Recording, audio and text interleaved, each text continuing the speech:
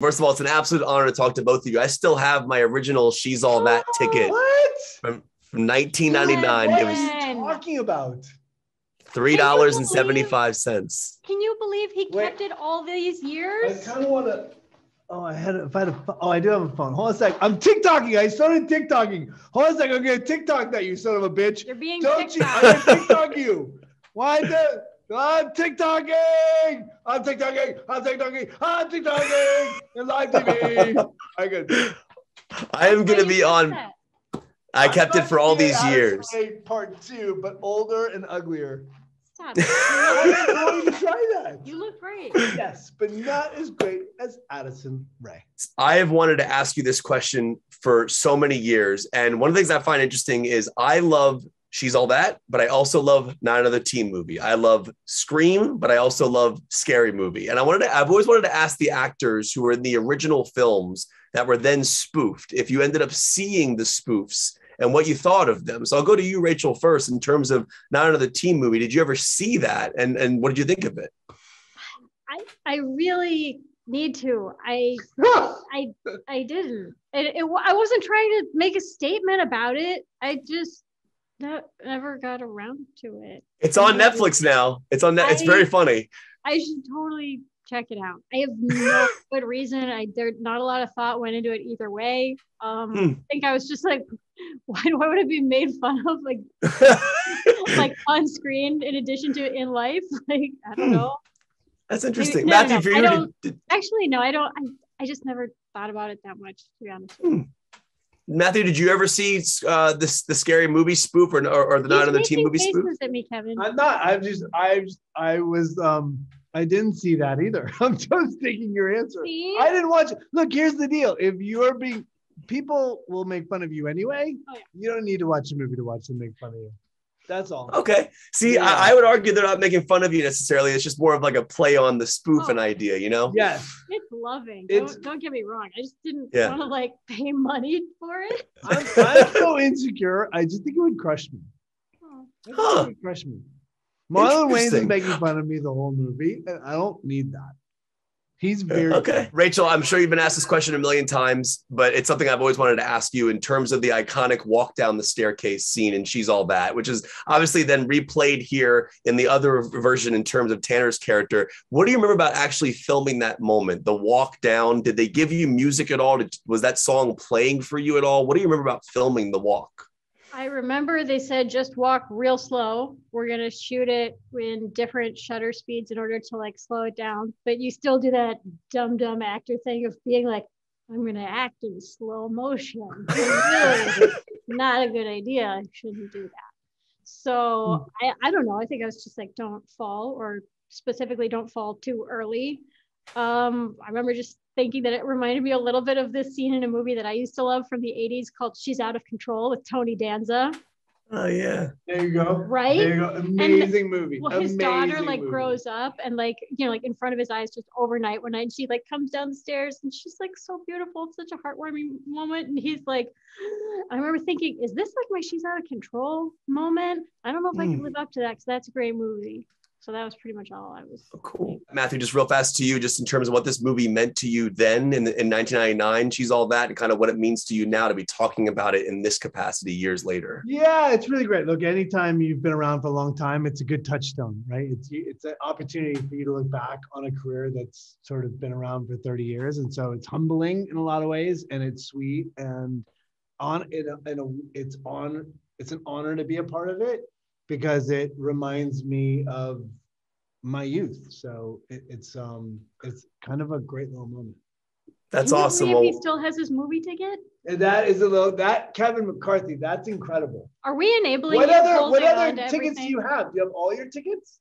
Dude, I have my Scream ticket. My Scream ticket is upstairs. It's definitely faded.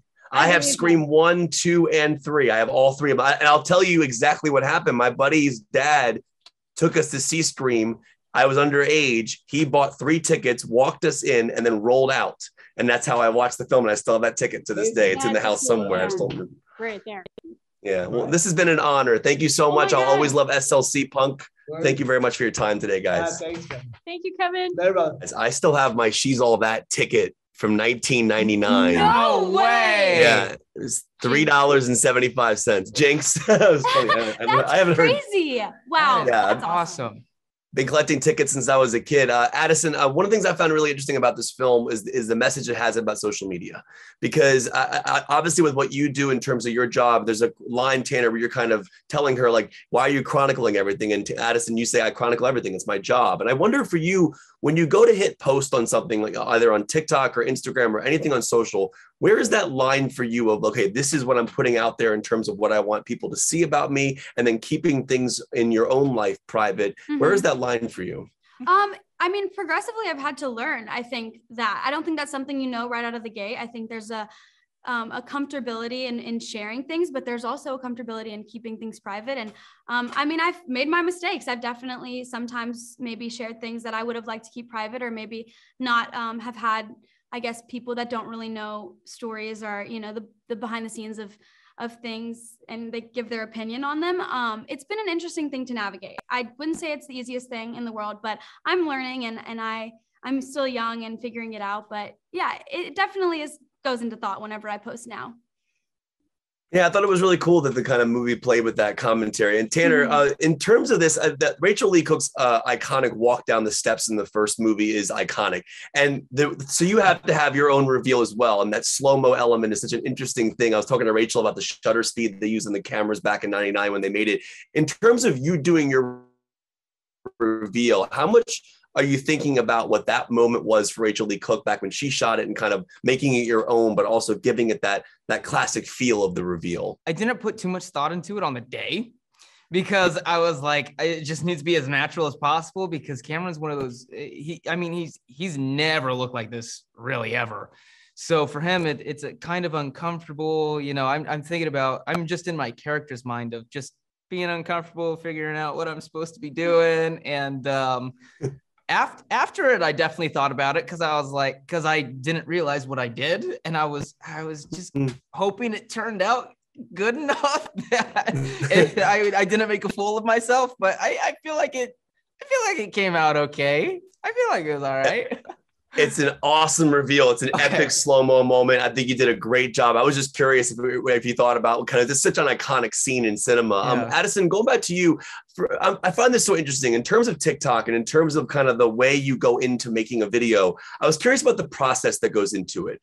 When you would figure out a facial expression that you would do, when you would actually mouth the lyrics of the song or not mouth them, or if you would dance a certain way, or smile a certain way, how much preparation goes into what we're actually seeing when we see the final video? Yeah, totally. So I'd say, in the beginning of me starting TikTok, I didn't really put much thought into it. I'd say I'd set up my phone, I'd do a video. It was very fun and carefree. And I think that's what people kind of got drawn to, is the fact that there wasn't much thought and it wasn't perfect. As I got bigger on the app, though, I'd say in a way, a little bit of like insecurity almost kind of did affect that a little bit. And I think I was a little more self-conscious, and I was like, oh, people kind of will, comment or bring attention to something that I'm maybe really insecure about, and then say like, why is she making this face? Why is she doing that? Why does she move that way? Why does her stomach look like that? And I think those are things that almost affected it in a little way. And now I feel like once I kind of got through that phase of like, being a little self-conscious and having lots of preparation and being like, redoing it because my hair did this or my face did this or it looks weird. Then I kind of got to a point with myself where I was like, that was almost taking away from the fun and the experience of it. And I was like, I think people loved that I was so into it naturally and didn't really care too much. And no matter what, there's always going to be people saying things on the internet that will kind of try to bring you down. But I think now I've put a little bit less thought into it and tried to just have more fun. I really appreciate your answers. I appreciate talking to both of you. Congratulations to you, and congratulations on this film. I'm very, very fascinated by just everything going on in terms of social media in this film and kind of what it says. So hope people see it and kind of take away the message that you need to be yourself on the platform and don't try to present a fake version of yourself. So congratulations to both of you, and hope you're both are staying safe, and see you in person for the next interview. Thank you so much. Thank you so much.